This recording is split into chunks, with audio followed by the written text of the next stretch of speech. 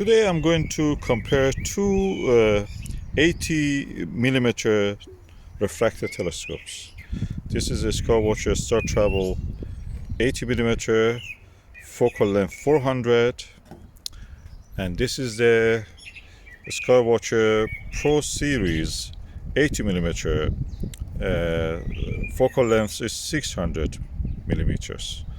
This is f5, this is f7.6. Let's look at the catalog page for them first. This is the optical product guide of the OVL, Optical Vision Limited, the representative of a Skywatcher in the United Kingdom, and the Skywatcher products are sold by them, through them, to many other outlets. This is a 2020 catalog. They're the same almost. This is a very old line of the production that they have. So this is the Startravel 80 3.1 inch 80 millimeter f5 Achromatic refractor, and it comes in two versions. This one is tabletop. This one comes on a alt-azimuth mount. You can get it also on the equatorial mount. I will use just a tabletop mount, not like this one. I will use from a different Skywatcher telescope, a tiny one for this. And now let's go for the other one. The best match for this Pro Series is not in the production line anymore, but this is the closest to it, DS Pro. Of course, this one that we have is a gold version, is around the year 2000 we are talking about, was manufactured. The latest models come with this. They're all having shot glass in them. That is a very good Apochromatic glass that they have.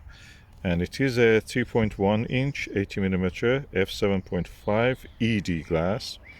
Focal length is 600 millimeter. It comes like as an optical tube assembly with two tube rings and a Vixen dovetail.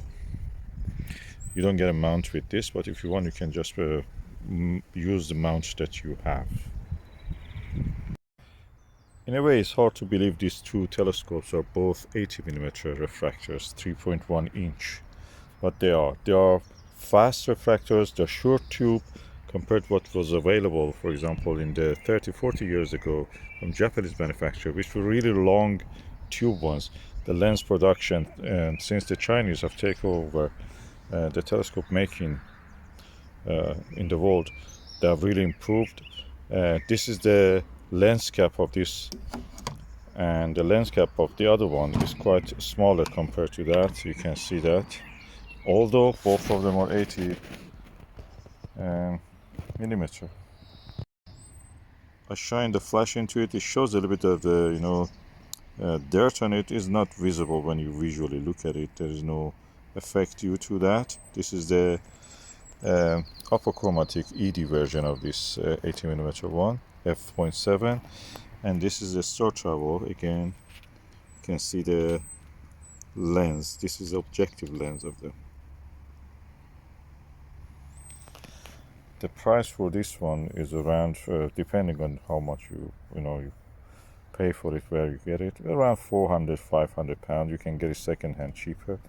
This is again probably around, depending if you get it with a mount or just optical tube assembly, anything between 150 to 250 pounds, depending on the retail price of the time.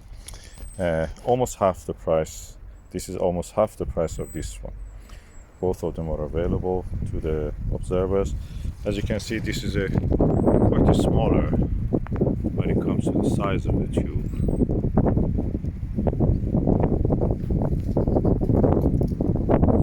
And as such, it's easier and it needs a smaller or less capable mount to use it. For this comparison, I use two orthoscopic eyepieces. They're full Vixen 25mm ortho, and again another 25mm Vixen. And Vixen is the best eyepiece. It just shows the image as it is, no aberration, and image will be bright. Let's just use it. The only difference between these two in the optical path, other than the quality of the lens is that this is now is equipped with a 2-inch diagonal. This one is 1.25-inch diagonal.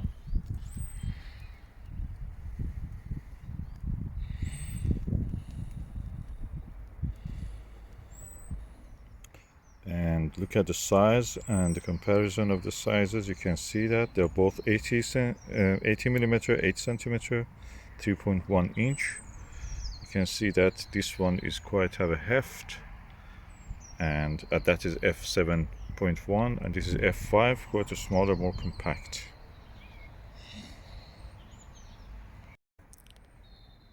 Okay, I'll put these two telescopes on the tabletop mounts that I have. The tabletop on the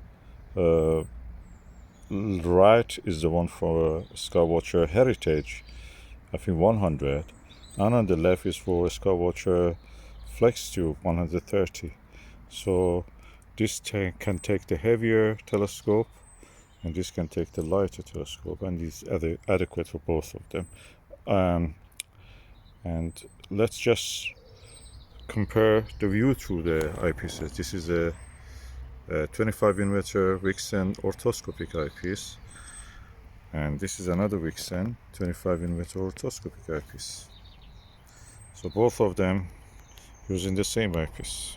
I will be looking at those flowers you see there. So I will try to pick up a few flowers that are actually easy to see and have the good color range. Probably any of these,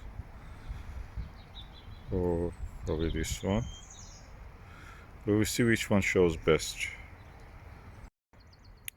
Okay, let's start with this Startravel 80 Achromatic telescope. This is a f5 refractor.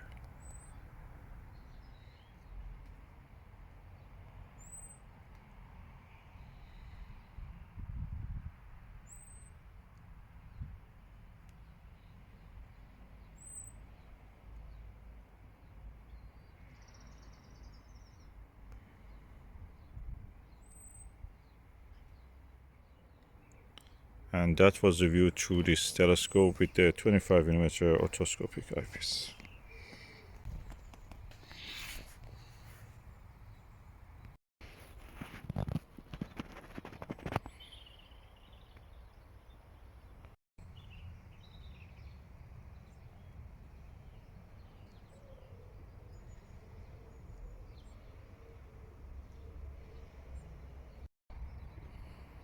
And that was the view through this telescope, Skywatcher ED80 Pro series.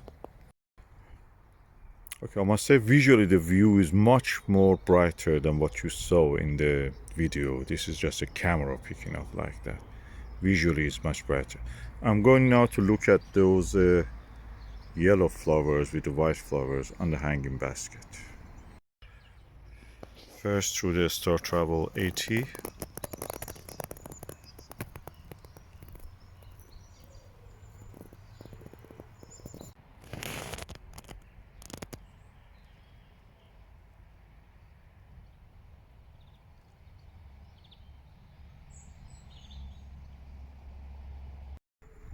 Now we will try to the ED Pro series 80mm.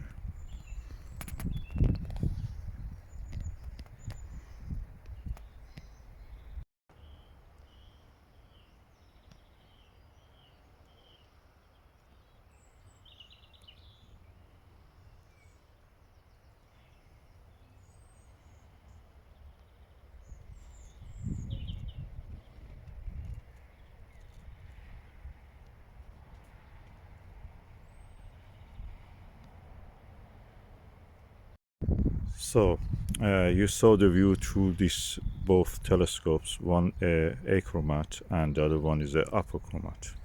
They're both 80mm, and visually the image both was very bright. This had a magnification slightly bigger with the same eyepiece. Is because the focal length of this telescope is a bit longer.